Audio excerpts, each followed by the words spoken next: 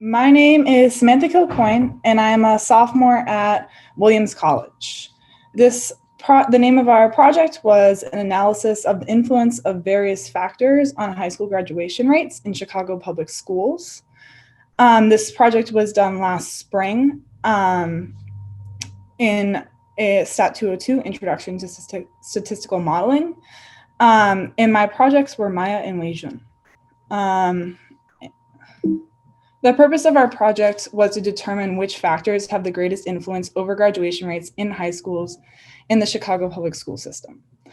Using the 2018 to 2019 CPS report, we found that mobility rate, school type, involvement of parents, attendance average, school survey safety, ambitious instruction, and culture climate rating have the most significant impact on graduation rates.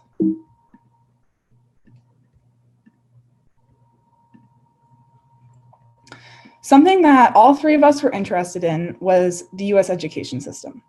The national high school graduation rate was 84.6% in 2017. However, while the national graduation rate has increased, the number of schools with low graduation rates has also increased. So the gap is widening.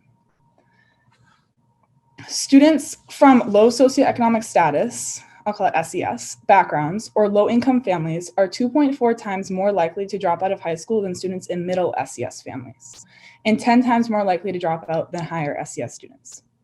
Poverty and socioeconomic background directly correlates with high school dropout rates.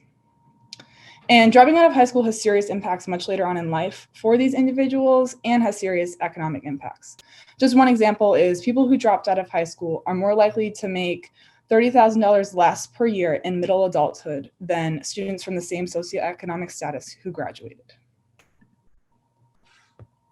The CPS report is a comprehensive yearly report with statistics derived from identification information and surveys taken by students, parents, and teachers. This information is published by the City of Chicago's Data World portal. The Chicago public school system is the third largest in the US, serves over 100,000 students, and more than 80% of its students are economically disadvantaged students of color. Clearly, Chicago is a really interesting city for us to study to determine the causes of low graduation rates and the changes required to accommodate the needs for students in the district. The average graduation rate for the schools in our data set was 76%. The original data included 661 observations of 182 variables for elementary, middle, and high schools. We narrowed our data set to high schools. We decided to use graduation rate as our response variable, measuring student success. The data set also included variables like college enrollment and college persistence, but we chose graduation rate due to it being more of a direct reflection on the high school. Whereas when we talk about college enrollment, finances and other variables become more of a factor.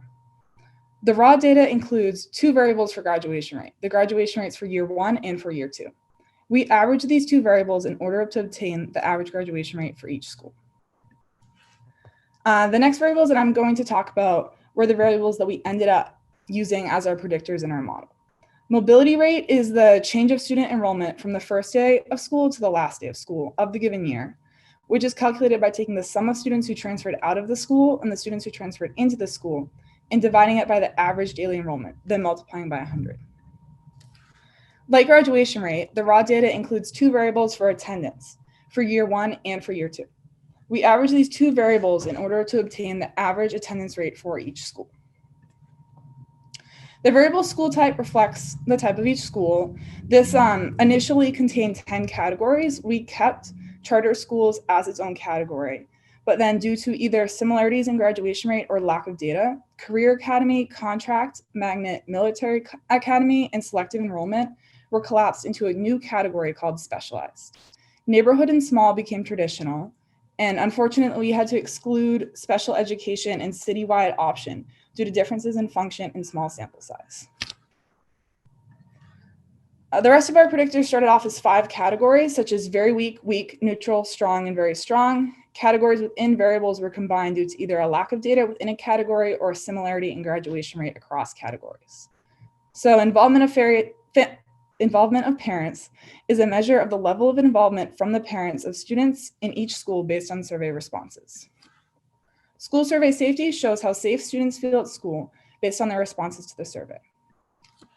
Ambitious instruction is a variable that measures the degree to which classes are academically demanding and engage students by emphasizing the application of knowledge. And finally, culture climate rating reports the results of the My Voice, My School 5 Essentials survey, which is intended to gauge the level of organization within each school. There are some variables that we chose to take out as possible predictors. For example, the collaborative teachers and effective leaders variables did not show a significant difference in graduation rate between categories. More info about this is in our paper. We fit a multiple linear regression model with the remaining variables and performed selection procedures. 2 possible models were calculated, one with 7 predictors, the 7 I just spoke about, and another with 4, which were a subset of the 7. We chose to include all 7 predictors, which I'll talk more about on the next slide. It appears that all of our model assumptions are satisfied and no transformations are necessary. Partial F-tests were performed on all the 7 variables in the larger model, and all of these predictors were found to be significant at an alpha equals 0.05 significance level. The model has an F value of 45.18 with a p-value that's essentially 0. Therefore, our full model is very effective as compared to the intercept-only model. We have a residual standard error, which is the standard deviation of the errors, of 5.4. 84.5% of the variation in high school graduation rates is accounted for by the multiple linear regression model with these predictors. And as a note, R squared adjusted is 0.83, which is only a slight decrease from R squared once we account for the number of predictors in our model. Therefore, mobility rate, attendance average, school type, school survey, ambitious instruction, culture, climate, and involved families were important to predicting average graduation rate in CPS schools. Of these predictors, mobility rate and attendance average were the most significant in predicting the graduation rate. So we hypothesized that attendance average is extremely important to our model because students are more likely to learn and retain information when they are present in the classroom as opposed to when they are missing lectures. Mobility rate may be a significant factor due to the difficulty in transitioning to a different school, hindering students' ability to focus on learning. Of our other variables, more selective school types, such as specialized schools, may correlate with higher graduation rates due to the types of students they attract. Involved families and ambitious instruction had a positive relationship with graduation rate in our model, since teachers and relatives create both a student's learning environment and support system. Given the other predictors, culture, climate, and school safety had a negative relationship with graduation rate in our model. This is perhaps the opposite of what we would expect because other variables already in the model, such as school type in the case of school safety, may be accounting for that relationship that we would expect. So these predictors are accounting for other factors in graduation rate. The limitations of the study include response rate, type of data gathering, and omitted schools. With a median of only 78.1% of students and 83.9% of teachers responding to the survey, the data might not accurately reflect the opinions of all CPS personnel. Also, most of our predictor variables in the model were categorical that were measured in a survey with imprecise options, such as strong and weak.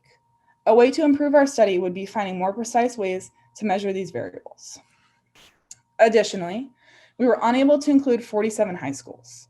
9 of these were omitted due to fundamental differences in function, high variance in graduation, and small sample size. Therefore, we were unable to model graduation rates for special education and citywide option schools. The other schools were omitted due to blanks in the data. Again, Chicago has one of the largest populations of students in the US and a large proportion of students unable to graduate high school.